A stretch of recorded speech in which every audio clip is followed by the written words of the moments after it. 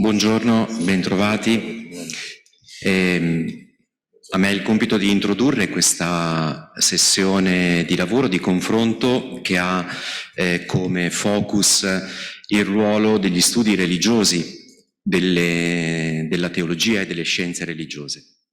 Sono molto grato di questo invito, così come anche delle personalità che ci accompagneranno in questo confronto, in questo momento di ascolto e di condivisione. Il mio saluto vuole condividere due piccole istanze che possiamo tenere, credo, un po' sullo sfondo e che ci aiutano anche nel dire la profonda attualità di questo tema. So this theme is topical. Fratelli Tutti is the encyclical by Pope Francis. Delle religioni. This encyclical highlights the importance of religions for the harmonious growth of people, societies, and contexts.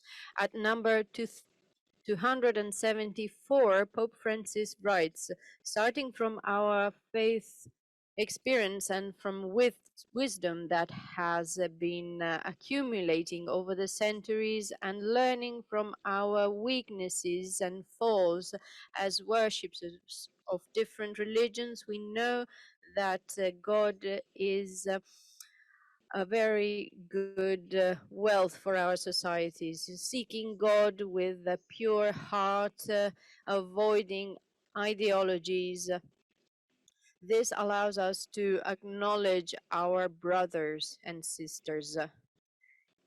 The second very important aspect is the Constitutione Veritatis Gaudium, that in a sort of way, I'd say it is a provocation of religious studies. It triggers us to take into consideration a change in contexts. Especially, I would like to highlight two aspects from Veritatis Gaudium. The first one is the cross-disciplinary perspective, which is pointed as a pathway we need to follow. At the same time, it's very important to build networks and start dialogues. This morning, we will talk about a research project that indeed follows this perspective, i.e., protecting and safeguarding sources and the possibility that these sources become a way of growing and embracing this inclusion perspective. I would like to thank you all for being here, and I wish this session all the success. I do think the topic we will discuss this morning is of utmost importance, both on the level of academia and on a societal level. In previous years, 2 research infrastructures were approved by the European Community in the context of Horizon 2020, REGES and Resilience. In these 2 projects, FSHIRE is the promoter, while many European research institutes with a multi-confessional and multi-religious background are involved in it. The 2 projects intend to show how important religious studies are in the European context. Both projects focus on infrastructure and promote technical and content-driven collaboration all over Europe.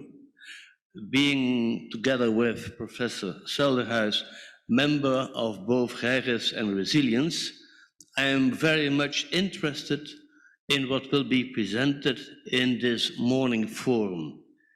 Indeed, religious studies, not to confuse with Religionswissenschaften, covers a huge domain of research on religion, including sociology of religion, psychology of religion, history of religion, philosophy of religion, and theology. And I presume that apart from God, nobody is able to cover all these disciplines, at least not in a confessional and academic way.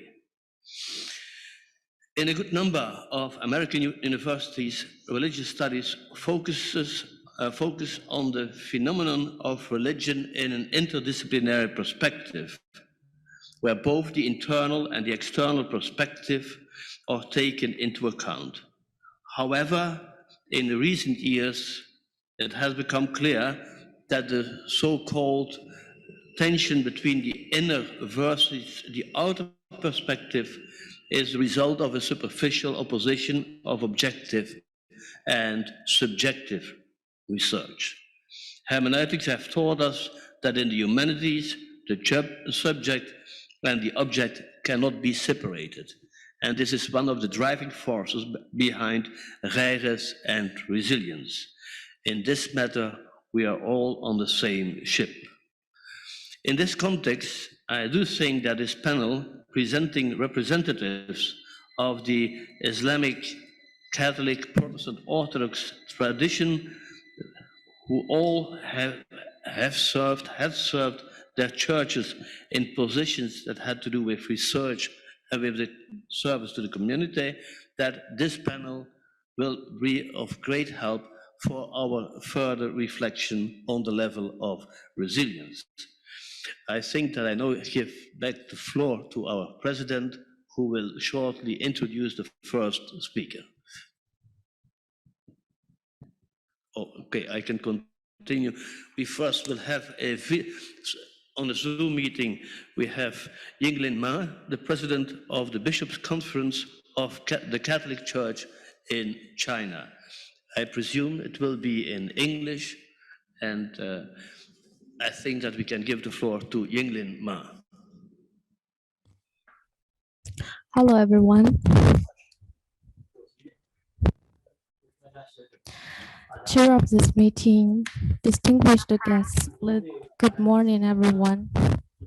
I'm deeply honored to be invited to participate in this conference. First of all, I would like to extend my heartfelt appreciation to the organizers of this year's G20 Interfaith Forum, which is centered on the theme Time to Heal, with parallel discussions exploring peace among cultures and understanding between religions. This session is focused on the role of religious studies, quite necessary at a time which is defined by the region pandemic, declining economy, and incessant regional turmoil and conflicts. Religious leaders with their spiritual and social influence have an extremely important role to play in promoting dialogue and cooperation among different religions, ethnic groups, and civilizations in order to uphold the social harmony and world peace. The Bible said, "Blessed are the peacemakers, for they shall be called the children of God." When Jesus Christ began to preach the gospel of the kingdom of heaven and establish the church, he proclaimed the basic tenets of Catholicism, namely the 8 Beatitudes, which also serve as the norm and code of ethics of all Christians. Jesus Christ is a peacemaker for mankind. He proclaimed the edict of peace to mankind and told us to love each other like brothers and sisters without regard their race, skin color, culture, or nationality. He commands us to love one another, to forgive and repay grievances like our Heavenly Father.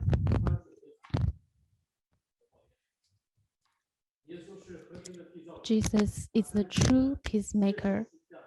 He sacrificed himself through crucifixion to forgive human sins and create peace.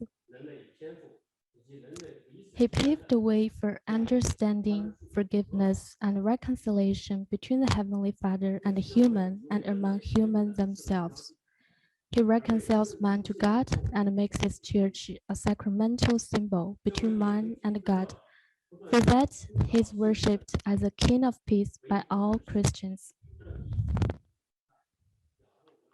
The Holy Church upholds the teachings of Christ, leading Christians to maintain order, respect authority, uphold justice, and practice charity, with strong desires to oppose wars and eliminate injustice. The Church calls on all of us to pray for the world peace and human happiness in the promotion of social harmony and stability. The Catholic Church believes that everyone is created equal and should respect the life of others given by God. No one with any excuses should take the lives of innocent people. Peace and tranquility stems from reverence for the moral obligation, moral humanity, and natural rules and orders created by God. Therefore, we must respect the rights and dignity of others, the creation in them by God, and respect the sovereignty of other countries. It requires one to protect the order and injustice of human society, if needed, willing to share what they have with their poor brothers and sisters. Peace is upheld through charity with a sincere love for Christ as a foundation. Love is forgiveness, understanding, and reconciliation. Love is selfless sacrifice and wholehearted dedication. Therefore, it encourages people to share their wisdom, ability, and wealth endowed by God with others, and fully commit themselves to the lifelong service of helping others and repaying society. The faith tells us that peace and tranquility comes from the inner heart, with a deep insight and grasp of the meaning of life. Inner peace and freedom should be pursued by all Christians to preserve the integrity and conscience, enrich the joy of faith, and uphold the lofty aspirations. With our Lord leading the way, we should bring the peace of God to all by being the messenger and instrument of harmony and peace. As Saint Francis delivered in his peace prayer, Lord, make us instruments of the peace. Where there's hatred, let's sow love. Where there's injury, pardon. Where there's discord, union. Where there's doubt, faith. Where there's despair, hope. Where there's darkness, light. Where there's sadness, joy. We strive to create a social atmosphere of unity, harmony, and benevolence, and work together to maintain the beauty of human nature and create real and lasting peace in the world. For that, we will be called children of God.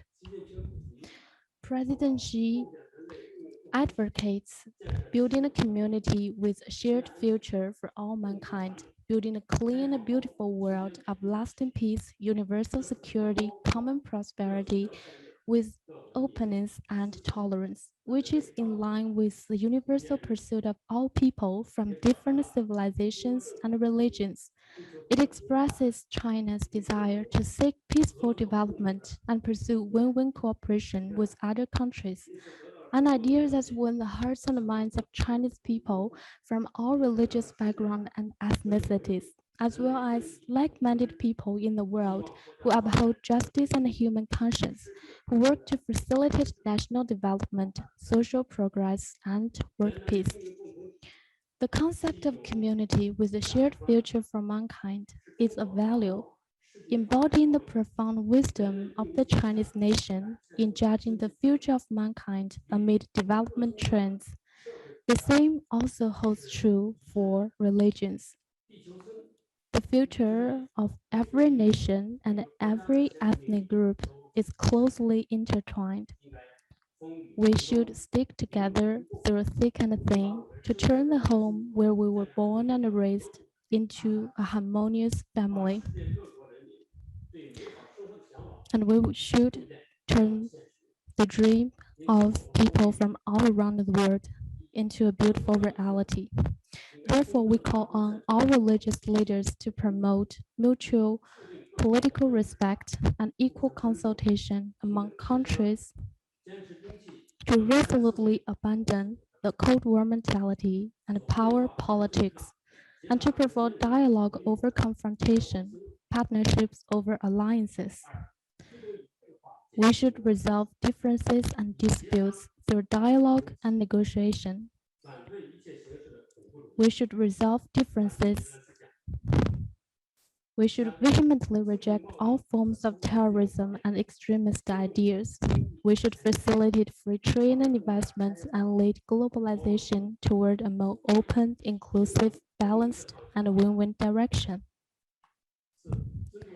We should respect the diversity of civilizations, transcend cultural barriers, and eliminate cultural supremacism through mutual learning.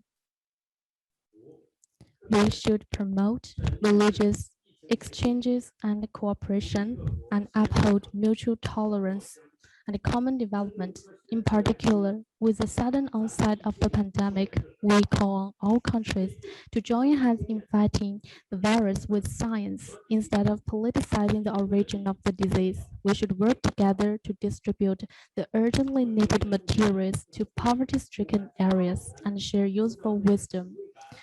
Finally, I sincerely hope this conference will deepen our sense of mission and responsibility in forging friendly cooperation among religions, civilizations, and countries. Let's join hands in building a community with shared future and jointly promote harmonious development and world peace. May the merciful God bless and protect us. And we hope this pandemic will end soon. Thank you.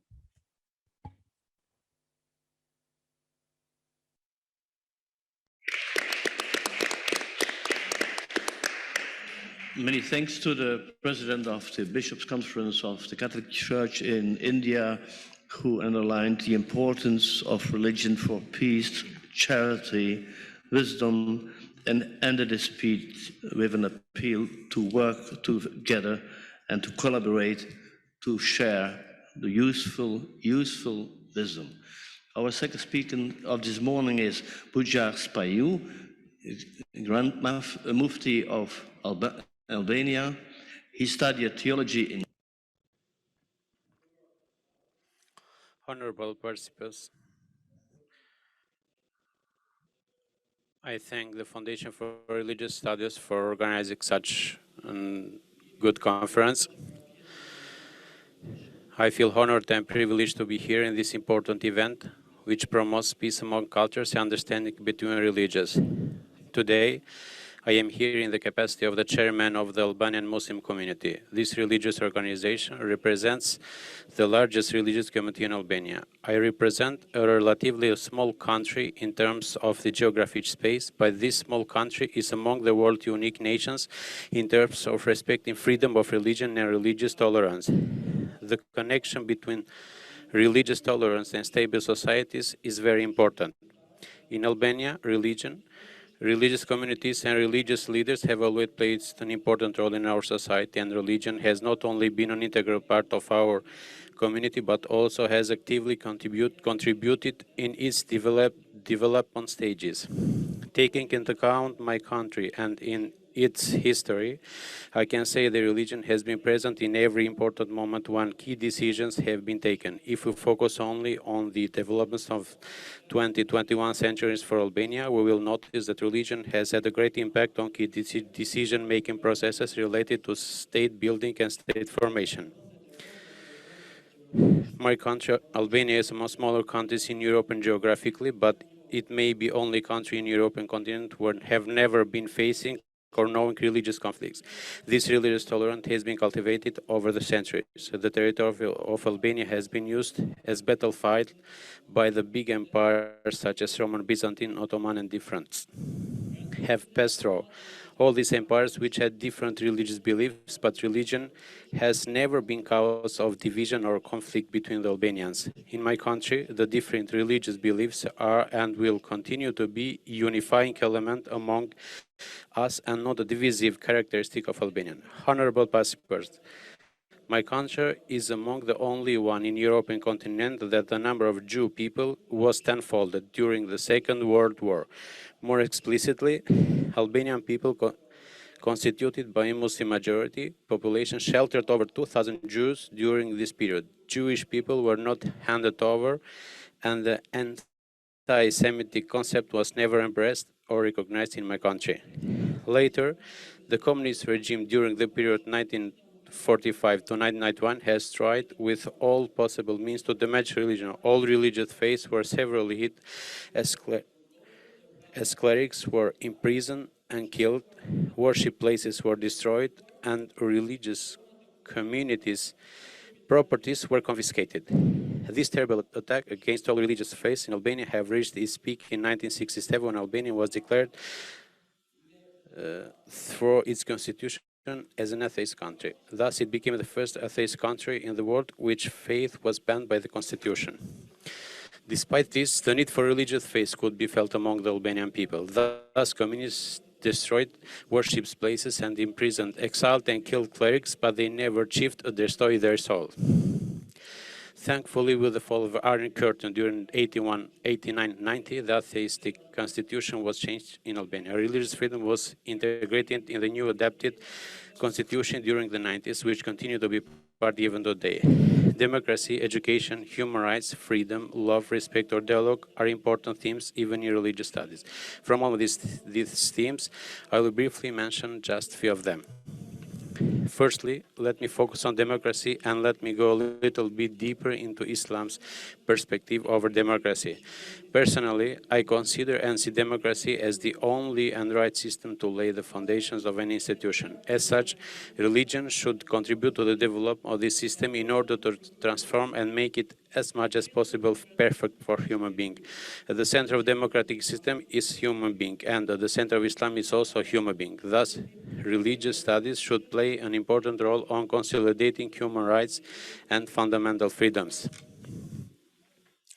Also, religion gives an important place to the education and learning processes. This binomial affects directly the quality of life of an individual. We at the Albanian Muslim community have education as the main part of our vision, and we consider it as a key element in enhancing human capacities and position in the society, in fighting ignorance and eradicating poverty. In this context, we have established and are running a network of schools in different cities of Albania as well as a university. Through these education institutions, we aim to educate the new generations with contemporary standards and to build a good citizen with human values and virtues. A good citizen is also a good Muslim. Education helps our development through which our spiritual, intellectual, and physical dimensions are improved. Although knowledge is a value in itself, learning comes to make knowledge our guidance in life and to illuminate our path for improving ourselves. With the madrasas and the university, we aim to preserve our tradition in preparing middle and senior religious staff in country. This also enables to preserve the unity of the Islamic interpretation in Albania. However, today we face huge challenges and I am aware of them.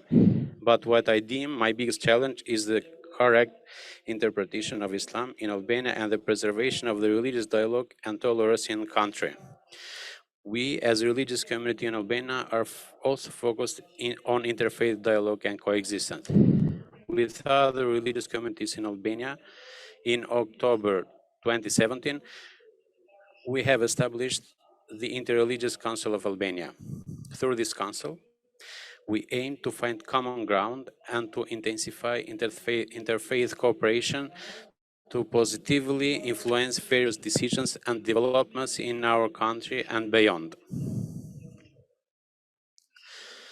This council serves to coordinate and enhance interaction through the creation of a permanent dialogue roundtable and bring together Albanian key religious communities in joint initiatives or various activities. This is an amazing contribution to continue preserving our historical tradition. As mentioned even previously, the Albanian Muslim community throughout its history has supported the key development of Albania. We have consistently supported Albania's entry into NATO, and with the Interfaith Council, we have been calling upon the political parties for dialogue and cooperation to achieve the integration of Albania into Euro-Atlantic alliances. Finally, another key point that is a high priority of Albanian Muslim community and that we have made a lot of efforts to prevent is violent extremism and radicalization. In close cooperation with the state institution and our international partners, Muslim community of Albania is actively engaged in preventing this phenomenon by designing, managing, and implementing projects in various cities or regions of Albania, as well as the Muslim community of Albania has been arranging, organizing conferences, seminars, and training for imams and other relevant actors to learn more about our religion. The institution that I have the privilege to lead has the main principle to proper and correct interpretation of Islam. We permanently train our theological staff to convey the message of God to our believers rightfully and with love. Dear participants, Islam is religion of peace and tolerance. This is firmly embedded in the heart and mind of every Muslim believer, whom I have the honor to represent today. But I'd like to emphasize that tolerance and the right of religious freedom is a process for each individual. And as such, we have the obligation to stimulate this process for everyone. Finally, I pray to God that the results of these meetings are used practically and find application everywhere. Thank you very much. Thank you very much, Grand Mufti, for this very, very rich presentation in which you underlined this particular situation of Albania in the context of Europe, and in which you also underlined the importance of religion before the First World War, before the Second World War, underlining that religion never caused division in your country. And you ended your remarkable speech with an appeal to tolerance and to human freedom, and that it is a process of each individual, and that everybody has to take his common responsibility. Our next speaker is Archbishop Nikitas Loulias. He is the Metropolitan Archbishop of Great Britain and Thyateira, and he was from March 2007 onwards up to his election as Archbishop of Great Britain, 4 years Director of the Patriarch Athanasius Orthodox Institute in Berkeley, California, so very much involved in religious studies. Good morning to all, and thank you, especially to the organizers of this forum and this panel for allowing me to speak. I do have one note of exception, and with your understanding, please. It would have been nice to have one woman on the panel, so we might hear also a female voice. Of course, we're speaking as educators or people of position, but we need to be more inclusive, and that would have been an interesting and proper dimension. Our world, our faith traditions, and even our religious communities are facing a series of crises. We can hardly keep up with the various religious, political, and ideological disputes that lurk behind a facade of peace and erupt into violent conflict once the friction becomes too much to bear. Ancient hostilities still fester, new disputes take root daily. Time and space have been compressed by our incredible accomplishments in transportation technology and telecommunications. Good news travels faster than ever, but so do discord and outrage. Fundamentalist groups, especially, will not hesitate to use every available means to impose their own worldview and understanding as the only acceptable expression to truth. History, of course, repeats itself, but this does not lessen the tragedy and horror of war and destruction, nor does it invalidate our responsibility to strive for enduring peace. Never has this been truer than today, when our tightly interconnected global society means that, for better or worse, no one lives in isolation from the rest of the world. Our neighbors, potentially everyone, all the time. This was the case, of course, before the COVID-19 pandemic struck. But if there were any doubts, they have now been erased. So while these problems are not necessarily new to humanity, the threat they pose is greater than ever. And the need for paths toward real, meaningful coexistence is more imperative and more urgent now than ever. Two of the biggest obstacles in hindering our progress are lack of empathy and a lack of awareness. Empathy is a prerequisite for fruitful dialogue and is a matter of personal disposition. Awareness is a product of diligent study and honest inquiry. Please allow me to share a brief story with you that will illustrate a disposition towards dialogue. As clergy educators and politicians and the other actors responsible for promoting dialogue and discussion, we may at times overlook the significance of teaching people that dialogue is a way of life, a comprehensive worldview, and not just occasionally a tool for when need arises. In a monastery remote and distant, two monks lived far from the world and its ways. One day, the one monk said to his brother, "I must go to the city tomorrow." And so this came to pass, and the one brother left the monastery to visit the city. On his way, he saw two people arguing, and he stopped in amazement. He had never seen an argument before. He said to himself, "I must share this experience with my brother, as I am aware that he has also never experienced such a thing." So the monk went to the city, and upon his return to the monastery, he told his brother what had happened. He said, "I saw an argument taking place, and I was amazed." And the second monk replied, "I have never seen and experienced an argument, and not sure as to what you mean." So the first monk said, "I will explain. Let us take this brick and put it between us, and I will say it is my brick, and you will say it is yours. And we will go back and forth as to whose brick it is, and so we will argue."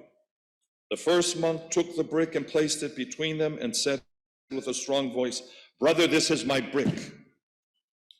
And then the second monk looked up and replied, "Yes, brother, if you say so." This brief narrative speaks of two realities, conflict and cooperation. They are the same realities that manifest in those who engage in the study of religion and the pursuit of truth. On the one hand, we have so-called students guided by diverse or indifferent spirit, divisive or indifferent spirit. They wish to build the walls with bricks of hate and reinforce them with misconceptions.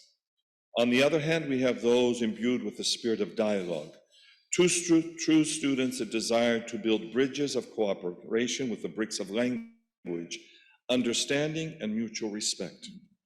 We all know the evils and challenges presented to us by fanaticism and with the likes, which are fueled by the seemingly insatiable spirit of blind aggression, frustration, and willful ignorance.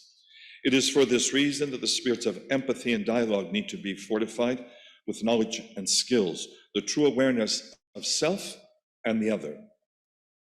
Theologians and scholars of religion come in many varieties with different foci, areas of expertise and methodologies.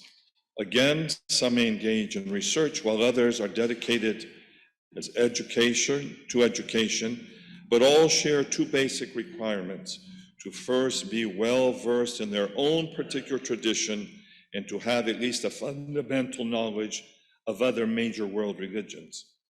Theologians who are committed to honest and rigorous academic inquiry soon realized what Max Muller, who was considered to be the founder of religious studies, meant when he said, and he took Goethe's famous phrase and adapted to the study of different religions: "He who knows one knows none." One must go beyond what is familiar in order to return and really know where they started.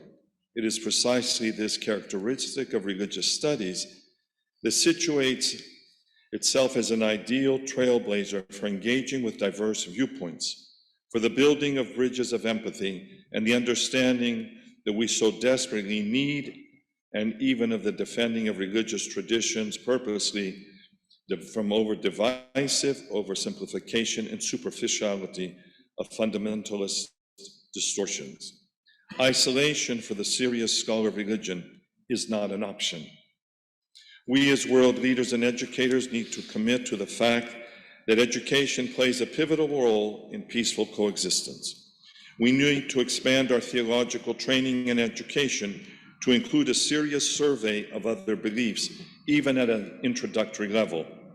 And we need to revisit our own curricula and constantly deepen our familiarity with the entire corpus of our own faith tradition in order to both safeguard it and to be prepared to share, explore, and discuss it with others. This is the crucial work we have before us if we want to raise our voices to defend human dignity, if we want to diminish the oftentimes brutal consequences of discord and misunderstanding, and to share together the fruits of peace and understanding. Each person of goodwill is capable of contributing in his or her own unique way to a better and brighter future. For those of us who serve as religious leaders and teachers of theology, we have a rich and privileged treasure, a trove of resources to work with. My prayer and my hope is that we open our eyes not only to teach those that have been called to teach, but to never cease learning ourselves and enriching our own lives. Thank you very much. And I apologize, I forgot my glasses.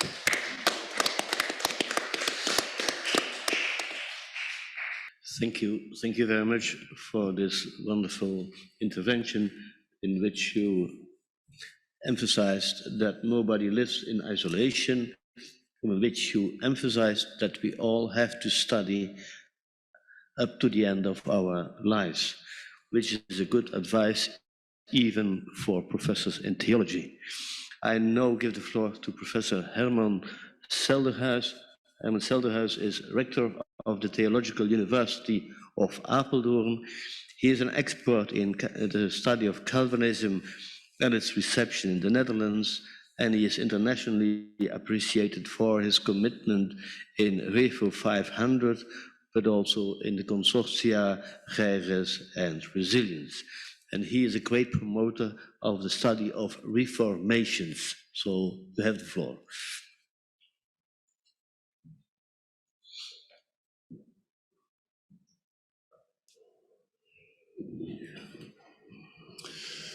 Thank you for this kind introduction, and thank you for coming out this morning.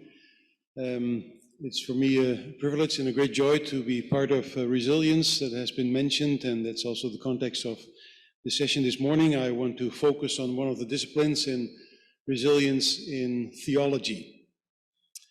And I have some bullets, some points to communicate and maybe to introduce to a discussion, and I want to start with a thesis.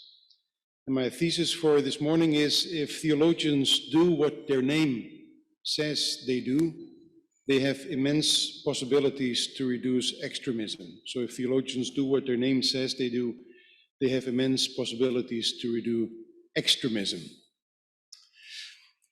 First, theologians are academics, and academics are trained to think and to analyze and to do research, for example, on origins and developments of dogmas, convictions, and standpoints, to do research on historical developments and on present situations, and to elaborate models for the future. So the aspect of theologians as academics, thinking and training others to think, I think that is an important aspect that we should meet up to again. Secondly, theologians speak about God, which means they have knowledge and they speak about a dimension that is vertical, which gives them opportunities to enter conversations on items, issues, thoughts that go beyond what we see. So theologians speak about God and about what God communicates.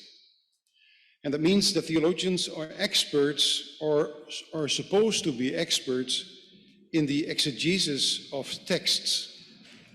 And also, and that's the context of my thesis, text on the use of violence, text and context on how to legitimize or reject violence from whatever sort. And I think theologians are called for action in this field, to do this exegesis of these texts that are often used and misused. Third, theologians speak about reconciliation and sacrifice. They have special knowledge about reconciliation and sacrifice, not just words. The previous speaker, he had in his speech a little history. I have one also. When it comes to speaking, there is this man, he is in a balloon and he's lost, and the balloon goes down and he doesn't know where he is. And then he is so close that he can see someone walking the street. And then he yells from the balloon down to the man in the street and says, "Do you know where I am?" And the man says, "You are in a balloon." And then the man in the balloon says, "You must be a theologian." And the man says, "How come you know?" He says, "Because what you say is true, but it doesn't help me anything." So not just speak about reconciliation, but also what it means, and that in relation to sacrifice, because there is a close relation between sacrifice and reconciliation. Not only reconciliation needs sacrifice, but also results in sacrifice. And the combination of these two terms are, I think, essential when it comes to dealing with extremism. The next point. Theologians are professional pessimists, optimists, and realists. First, professional pessimists, so that we get this over with, this item. They know that there is not always so much to expect from human beings.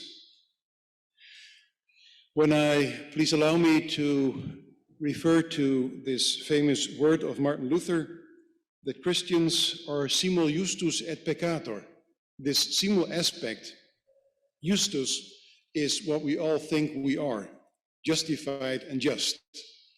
But we often forget that not only the others, but also we are also peccatores, sinners, and that's a reality. We as theologians are also optimists. That means we are convinced that people can change. In most religions, we speak about conversion in whatever terms, in whatever dimensions, but conversion means a radical change of people's attitude. That makes theologians optimistic, and they should spread and share that optimism. Theologians are also realists. Realists meaning that they know, and they should communicate this, that there is in this world the presence of evil. And it's not something out there, but it's something that is part of human reality. Realist also in the sense that there is what I call a permanence of failure. With all the projects that we intend, also mentioned during this conference, we also know that things can fail. And this realism can help keep us away from illusions. The next thing is that theologians speak about human beings and about their responsibility towards mankind and creation. I do not want to elaborate on that because this has been said in other sessions as well. Theologians train those that communicate with others. That, I think, is also an essential element when it comes to dealing and fighting extremism. Theologians communicate, but they also train communicators, those that communicate with others. For example, with children and young people, essential element, and also a target for extremism. We all know about this. Theologians know that religions in general have an eschatology, a view on the future, on what will come, or on who will come, or who will not come. They have a view on the future in the sense that theologians have a view on what awaits us and how that eschatology affects the behavior. I think there is an essential task for theologians from this eschatological viewpoint. To say it in brief, in politics, there is often short-term planning. Planning as long as I am in power as politician. But from the theological perspective, there is a long-term view, and it's coming from the end, eschatology. And like I said, eschatology is, I think, an issue that has been often neglected in how people are motivated or what it does with their behavior. To come to a conclusion, theologians work with words, and they work with the power of words. Words that can hurt and words that can heal. And therefore, I think that theologians are now called to speak, and to speak with clarity. Thank you.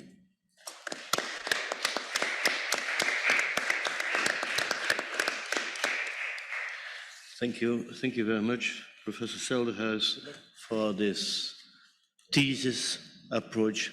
And I do hope that theologians in the Netherlands do not only say something about balloons, but also about practical wisdom. We try. Thus telling the people that it was the church street or something like that. Thank you very much for this wonderful lecture. I now give the floor to Ambrogio Bongiovanni. Ambrogio Bongiovanni is the director of the Gregorian Center for Interreligious Studies at the Pontifical Gregorian University. He is not a Jesuit, but a layperson, and he is president of the Mathijs Foundation. He is also a professor at the Faculty of Missiology of the Gregorian University. Professor, you have the floor. Thank you very much. Sorry. As you can see, even theologians use the new technique. Sorry. And hope that it will work.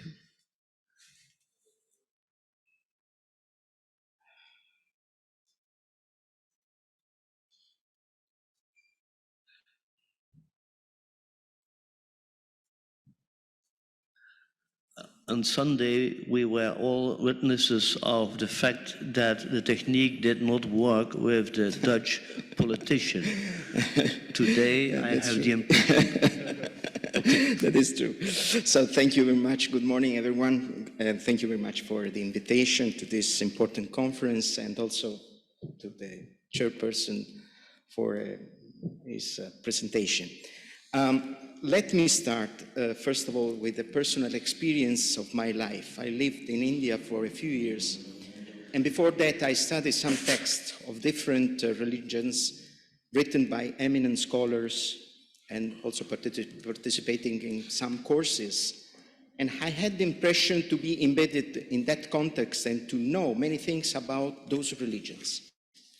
But living directly with the people in their daily life, in their deep religiosity, in their spiritual journey, I learned many things from them, from the people, and I had the experience of sharing my faith. Actually, that experience of encounters with people recalled me the pedagogical approach of Jesus Christ in the Gospel, meeting the differences. I would like to highlight a few key points and challenges for the future of religious studies in the direction of the interreligious studies. Though the interest for interreligious dialogue is growing in the world from different points of view, we cannot deny that, especially in Europe, there is a persistent modernist anti-religious feeling and practice are prevailing and ruling in most of the Western countries for so many reasons and in different ways on understanding the secular character of the states. In contradiction to this point, according to the Pew Research Center, especially Christian identity in Western Europe is associated with forms of nationalism and negative sentiments towards immigrants and religious minorities. In general, we have to consider a persistent opposition to religious life with the consequent widespread of religious illiteracy, which affects many fields of the public sphere since the beginning of the life of our children. On the other side, the center of gravity of Christianity is not anymore in the northern side of the world, or in Europe, or in the West, but it is in the southern part of the world. And moreover, we have to say that most of the people and peoples in the world are religious.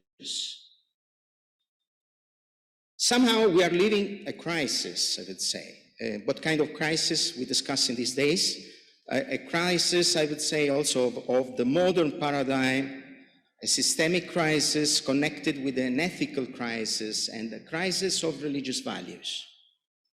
In order to avoid any form of exploitation of religions, it is necessary to consider interreligious dialogue in its real meaning of a religious dialogue, and namely a dialogue among people of different religious traditions, and a shift from an idea of prevailing institutional dialogue to a relational dimension of dialogue. So interreligious dialogue cannot be understood as a sort of civil religion, where religions are esteemed only when they support the interest of governments. If the states and governments would consider seriously interfaith dialogue, they have to consider more seriously the internal moral values of religions and their theological system and interpretation. At the same time, we are witnessing to a polarization of being religious today.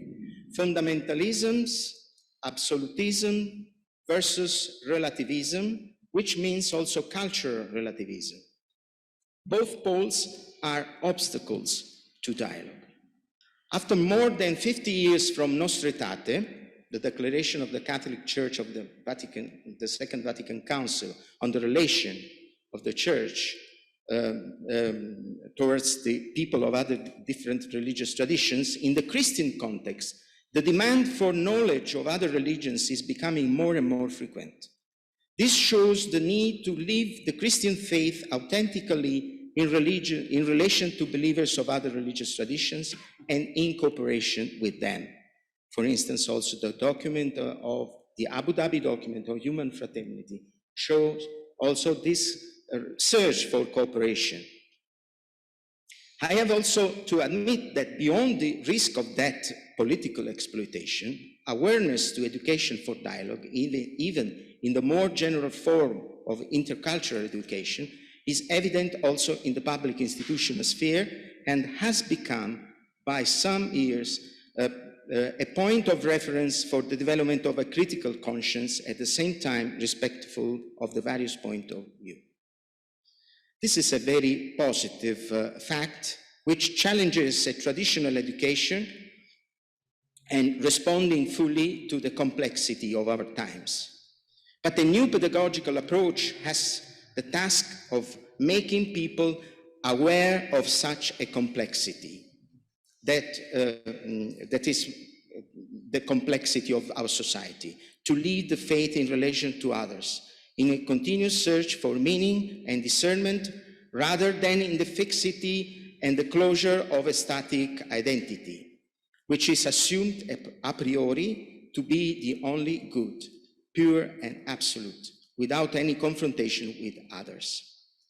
It means also to shift towards a spirituality of dialogue, which can be considered an inner path of dialogue. A great Indian poet intellectual, as Rabindranath Tagore, asserted that education should not only provide information, but foster the integral development of the individual in harmony with the universal.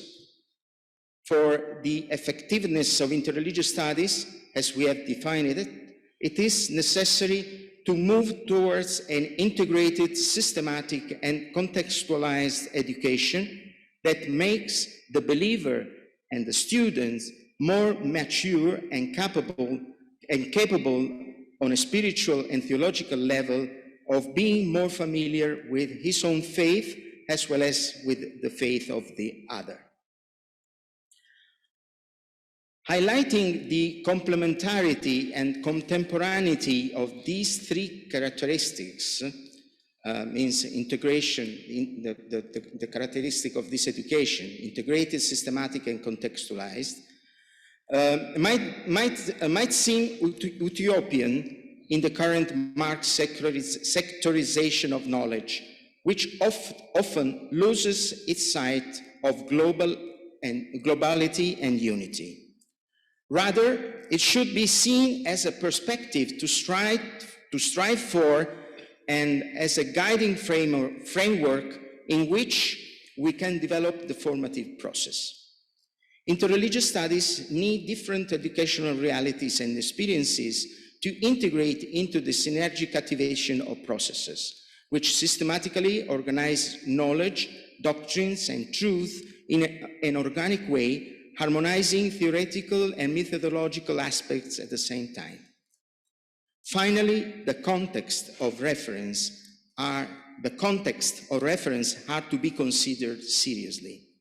A certain preparation and competence should precede the practice, not only to learn about other religions, but also to help correct or to remove prejudices, misinformation, and fears towards believers of other traditions.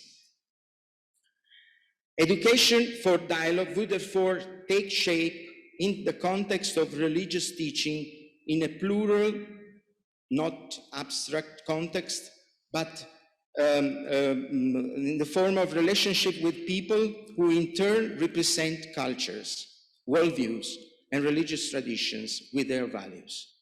This allows both the discovery of the difference as a value and the strengthening of or greater awareness of one's own identity, not in opposition to the others, but next to them. It would be to activate paths that lead to a change of view and to an intellectual and spiritual discipline to allow for a pilgrimage towards other religious traditions. In fact, a very positive change in the approach must be recognized to cultures in the field of education.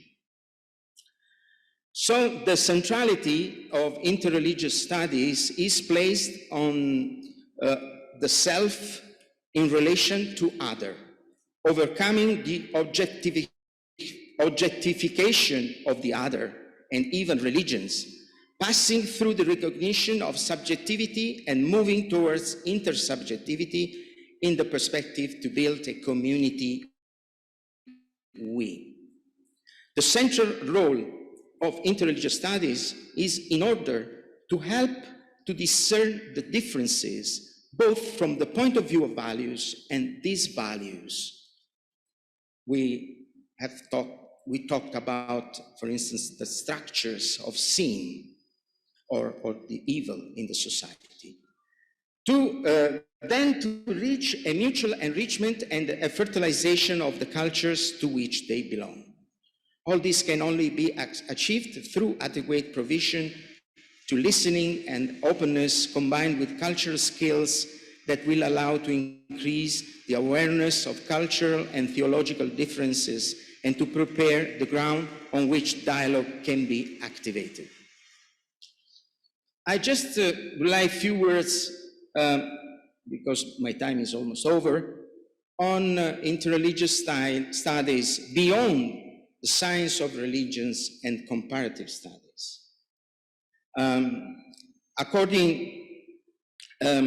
We have to recognize that religious science developed in the 19th century, initially based on Western categories and on the idea of a superiority of Christianity.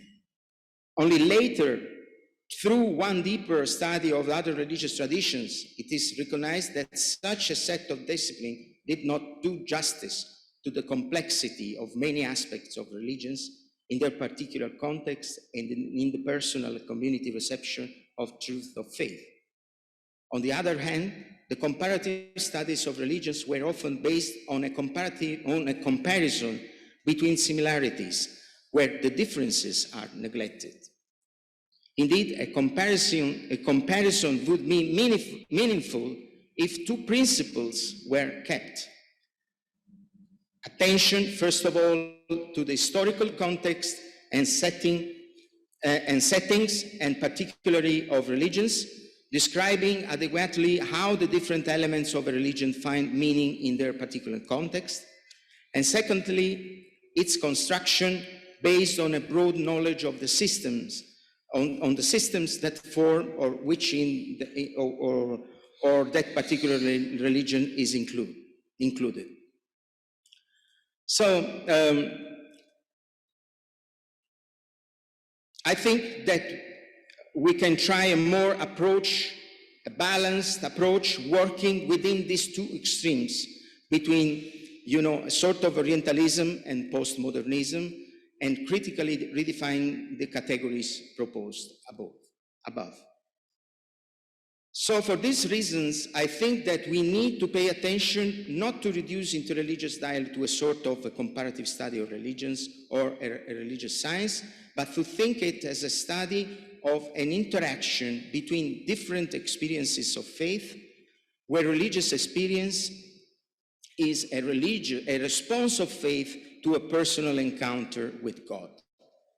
In dialogue, therefore, the understanding of another religion passes not only through the consideration of systems and aspects of a particular context, but also through the analysis of the role of religion in the people's life, through the meaning that it assumes for them.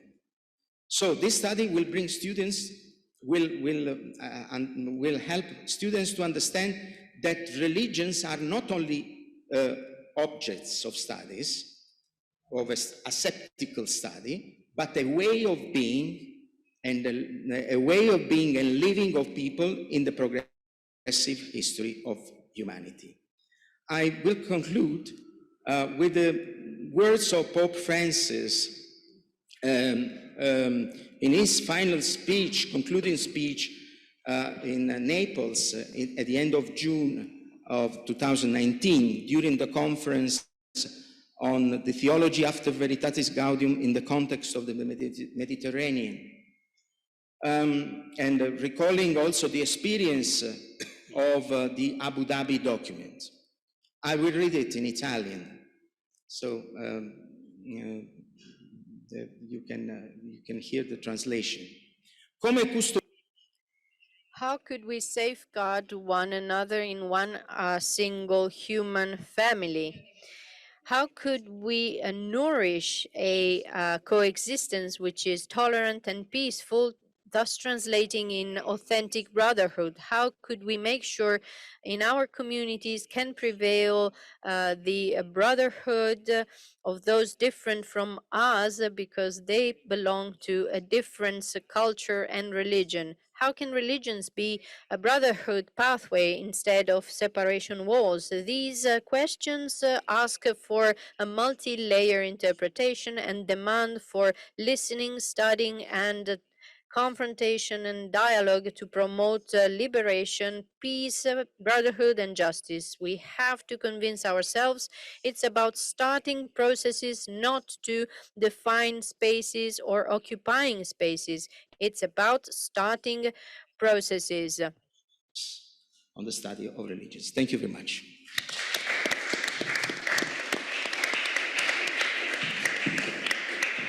Thank you. Thank you very much, Professor Bongiovanni. I hope that we will have the time to come back to a very important point you raised about religious literacy, religious illiteracy. I now give the floor to Martino Diaz, who is the scientific director of the Oasis International Foundation, which is a research institute founded by Cardinal Scola in 2004. It is an institute that focuses on the interaction and mutual understanding between Christians and Muslims, with a special focus on Christian communities in the Middle East. So you're really the symbiosis of our morning. You have the floor. Thank you very much. A man said to Dirar ibn al-Qaqa, if you say just one word, you will listen to 10. The other answered, if you say 10 words, you will listen to none. So my own word, or rather my 10-minute intervention today, moves from the title of this panel, The Role of Religious Studies. This title involves a metaphor, the role, taken from the word of theater. Continuing along the same metaphor, I will ask two related questions. Who are the actors of religious studies? And second, who is the audience? And let us start from the second question, which we could also rephrase as the role of religious studies for societies at large, and more specifically, for global leaders, since this is what the G20 Interfaith Forum is all about.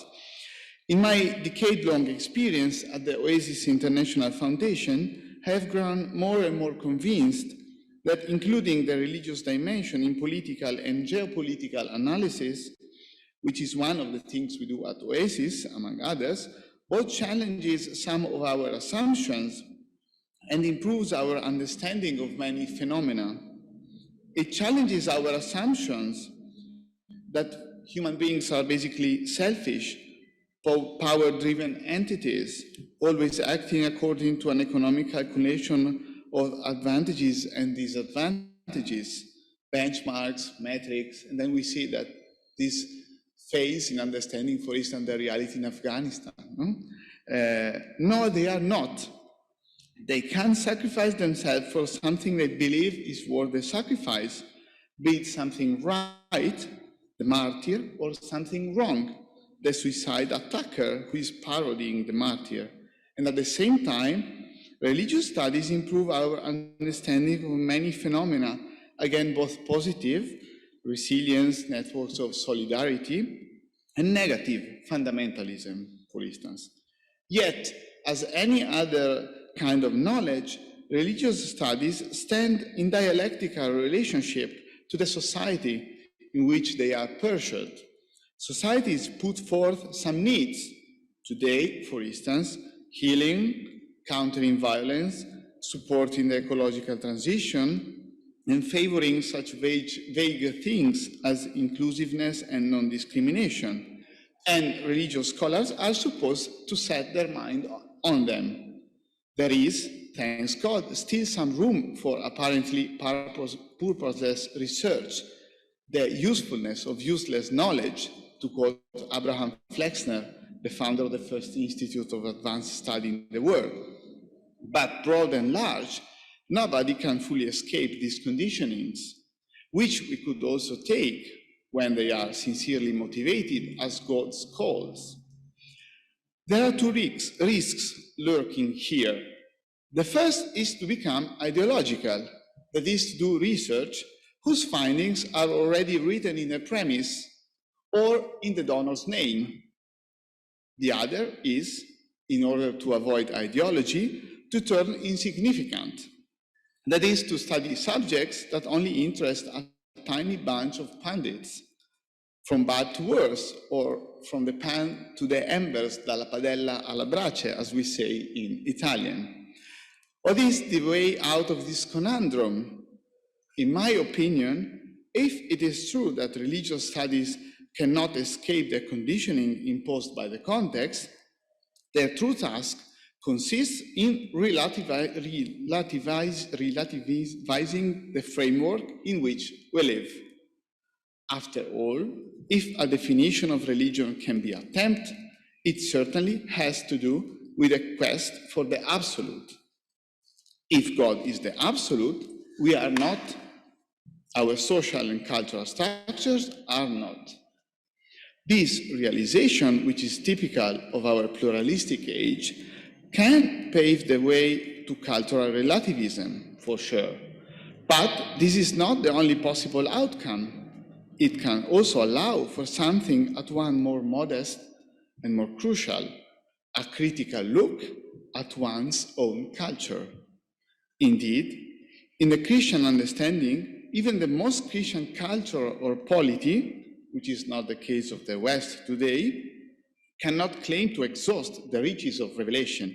There is always something missing until all of us come to the unity of the faith and of the knowledge of the Son of God, to maturity, to the measure of the full stature of Christ. Ephesians 4:13. Let me give you a quick example of what I mean. Nowadays, religions are kindly requested to get people vaccinated, to teach them to respect the environment, and to spread peace. And in these forums, several politicians have voiced these concerns, which are often based on an not spoken premise that religions are for simple-minded people who need some imagery to be persuaded to do things because they cannot understand abstract rational truths. Pure Ibn Rushd, pure Averroes in postmodern Grab. Well, I would contend that religious studies can do much more than this, and to the benefit of politics too. It's like if you have a Ferrari and you just use this car to buy some bread from a nearby bakery. Okay, it's good, but you can do more with the Ferrari if you like. They can call into question the very assumptions on which these requests are based. Take the issue of environment. The kind of green theology many decision makers envision is a collection of inspirational sayings about the beauty of nature, the value of water, the care for animals, a bit of St. Francis, a touch of Sufism, a drop of Tikkun Olam, and you are done. Religious studies become thus a cover matter for the Sunday cultural supplement. But religious studies, or theology, if we dare say the word, can go further and deconstruct the nihilism underpinning our secular framework. For instance, they can do away with the illusion that the ecological problem is just an issue of technology. Let's find new ways to produce energy and the whole matter will be fixed once and for all. No. A critical outlook to my own culture tells me that the root of the ecological crisis is the Nietzschean will to power, Wille zur Macht, that is part and parcel of contemporary nihilism and its loss of the sense of limit. It's an anthropological problem, not a technological one. So yes, religions can tell people to separate their waste, but they can and must do much more by activating the notion of creation. For instance, I'm thinking here of Judaism, Christianity, and Islam, because I have no expertise in other religions. They can expose the roots of the crisis rather than curing its symptoms. And the actors, very briefly. Who is doing religious studies nowadays? The answer varies significantly from context to context, but as other speakers have emphasized, there is a common need of doing things together in interreligious scholarly conversation, where the scholarly is as important as the interreligious, in my view. This said, religion is a tricky thing because it asks you for your personal assent. But then how can you get involved into something you don't believe or you only partially believe? This problem was acutely felt by the French Orientalist Louis Massignon. From his own experience, he came up with a thought-provoking answer. You cannot feign yourself something you are not. For instance, you cannot feign yourself a Muslim while you are a Christian, or vice versa. But you can ask for hospitality to the religious other, the kind of sacred hospitality that Abraham gave to his mysterious guests. I happen to have some experience of interreligious meetings, and not rarely one returns home with a feeling that with all goodwill, the discussions remained rather shallow and generic. In my view, part of the problem depends on the fact that participants are generally supposed to translate their own views into a meta-language, secular meta-language. However, much is lost in the process of translation because the meta-language conveys a functional meaning, but it does not nourish the spirit. And interestingly, many people attending interreligious meetings compensate for this loss by enjoying well-prepared liturgies in their own tradition. Yet I feel ill at ease in how to transition from one level to the other. How do I convey the richness of the liturgy to which I have just taken part into non-denominational categories? Sacred hospitality offers a different perspective. Take the subject of this meeting, time to heal. I can understand what healing is by translating some Islamic, Jewish, or Buddhist principles into secular values, but I can also ask for hospitality to these traditions to witness how this principle is understood, lived, and put into practice in the faith experience, from the abstract universal to the concrete universal, to quote Hegel. It is more demanding, but also more enriching.